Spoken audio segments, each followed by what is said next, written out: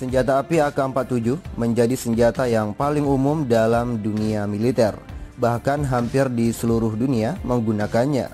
Diperkirakan ada lebih dari 100 juta varian tentang senjata ini di seluruh dunia.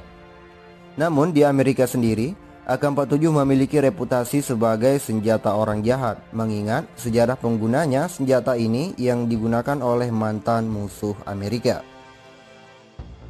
AK adalah singkatan dari Avtomat Kalashnikov yang diberikan oleh Rusia yang diambil dari penemunya, yaitu Sersan Senior Mikhail Kalashnikov. Ia membutuhkan waktu selama 5 tahun untuk membuat AK-47.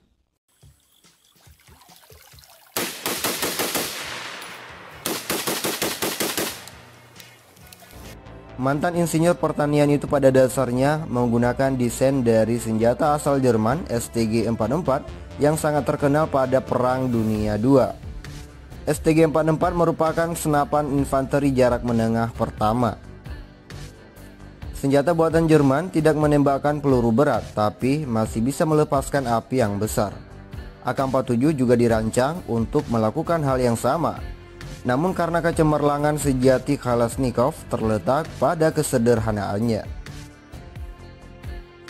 Ia merancang sebuah senjata yang terbilang mudah dalam segala aspek seperti penggunaannya, mudah diperbaiki, dibongkar, dan bahkan mudah dalam perawatannya. Ciptaannya memang sangat sederhana, namun dapat diandalkan sehingga Uni Soviet mulai mengekspor AK-47 secara massal.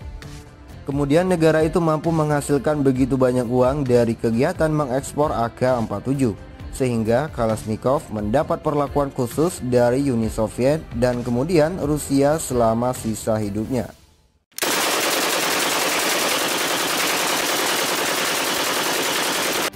Perlu diketahui bahwa untuk legalitas AK-47 tergantung pada negara itu sendiri. Di banyak negara, ada banyak yang melegalkan dan ada pula yang menjadi senjata ini sebagai barang ilegal. Senjata AK-47 juga menjadi sangat murah di beberapa tempat di seluruh dunia. Menurut sebuah studi tentang kejahatan transnasional di negara berkembang, harga pasar gelap AK-49 dapat mencapai $150 Amerika atau setara dengan 2 juta rupiah.